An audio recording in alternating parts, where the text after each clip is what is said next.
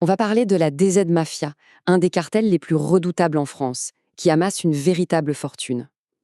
Pour les combattre, l'État ne se contente plus d'envoyer la police. Non, la guerre se joue sur le terrain de l'argent. On va s'attaquer à tout, des lingots d'or cachés en Italie jusqu'aux simples allocations sociales versées à Marseille. Allez, on plonge au cœur de cette guerre financière hors norme, une guerre sur deux fronts. Pour commencer, regardons ce chiffre. 80 000 euros. C'est ce qu'un seul et unique point de deal à Marseille peut rapporter. En une seule journée. Maintenant, imaginez. Multipliez ça par les dizaines de points qu'il contrôle. On commence à peine à entrevoir l'ampleur du véritable tsunami financier qu'on va décortiquer ensemble. Mais bon, avant de parler de la guerre, il faut d'abord bien comprendre qui est l'adversaire. Alors, c'est qui, vraiment, la DZ Mafia? On ne parle pas d'un petit gang de quartier, hein. La DZ Mafia, c'est décrit comme un véritable cartel, très structuré, qui a carrément pris le contrôle de la ville par la violence, en éliminant tous ses rivaux dans une guerre de territoire particulièrement sanglante. Et qu'on soit bien clair, ce n'est pas du tout du chaos. C'est une entreprise criminelle, une vraie. On parle d'une hiérarchie bien établie, avec des chefs, des managers, des soldats. Ils ont un contrôle quasi total sur la ville et surtout une stratégie d'expansion très agressive. Le trafic de drogue, ça ne leur suffit plus. Maintenant, ils se lancent dans l'extorsion, en visant des commerces, des boîtes de nuit et même des personnalités connues. Bon, amasser des montagnes de billets, c'est une chose. Mais la vraie question, c'est comment on fait pour injecter tout cet argent sale dans l'économie légale sans se faire pincer? C'est ça le plus grand défi pour n'importe quel cartel. Et la solution qu'ils ont trouvée, eh bien, elle est à la fois très ancienne et terriblement efficace. Oubliez les montages financiers super compliqués sur des paradis fiscaux, la réponse, elle est bien plus tangible.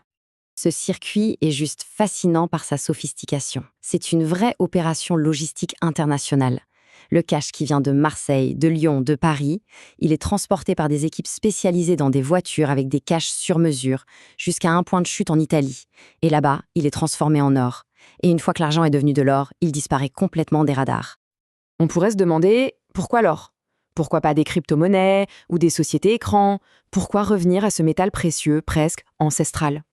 En fait, l'or, c'est l'outil de blanchissement parfait pour le crime organisé à très grande échelle. C'est comme une monnaie mondiale, mais anonyme. Contrairement à un virement bancaire, un lingot, ça n'a pas d'historique. On peut le fondre, le revendre n'importe où dans le monde, que ce soit en Turquie, au Kosovo, et hop, l'origine criminelle de l'argent est totalement effacée. C'est vraiment la clé pour sortir du système financier classique. Évidemment, un système aussi bien rodé a fini par attirer l'attention. On va voir maintenant comment les forces de l'ordre ont répliqué avec une offensive massive pour essayer de briser ce pipeline financier. Tout part d'une alerte qui vient des autorités italiennes. Ça déclenche une coopération européenne énorme qui implique la France, l'Italie, Europol et Eurojust. L'enquête a duré des mois et elle a abouti à 2 vagues d'arrestations qui étaient parfaitement coordonnées entre les pays. Et le premier résultat de cette opération, il est juste saisissant. Les enquêteurs mettent la main sur 55 lingots d'or pur. Une fortune bien réelle, tangible, qui était sur le point de s'évaporer. Et ce n'est pas tout. En plus de tout cet or, ils trouvent 2,4 millions d'euros en liquide cachés dans des compartiments ultra sophistiqués à l'intérieur des voitures. C'est l'argent du crime, pris en flagrant délit de transit. Et pour finir, voici le chiffre qui donne le vertige. Les enquêteurs estiment que ce réseau, à lui tout seul, a réussi à blanchir plus de 30 millions d'euros en moins d'1 an. Là, on n'est plus dans l'artisanat, c'est une véritable industrie du blanchissement. Voilà, on vient de voir la macro-attaque, l'opération internationale qui vise le sommet de la pyramide. Mais en même temps, il y a une autre guerre qui se joue, beaucoup plus discrète, au niveau local. Et là, la stratégie est complètement différente. On ne vise plus les millions d'euros, mais les aides sociales. Passons donc à ce second front de la guerre financière, celui qui s'attaque à la base du cartel, à ses fantassins. Et voici l'arme utilisée pour cette micro-attaque. C'est une innovation administrative, le protocole des Alpes-Maritimes. L'idée est toute simple. Si une personne est condamnée pour trafic de drogue, l'argent qu'elle a gagné illégalement va maintenant être considéré comme un revenu par la caisse d'allocation familiale, la fameuse CAF.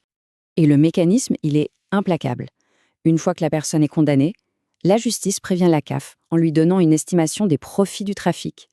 La CAF, de son côté, recalcule les droits.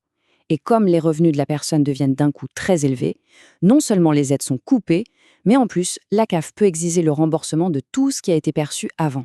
En gros, c'est une double peine financière.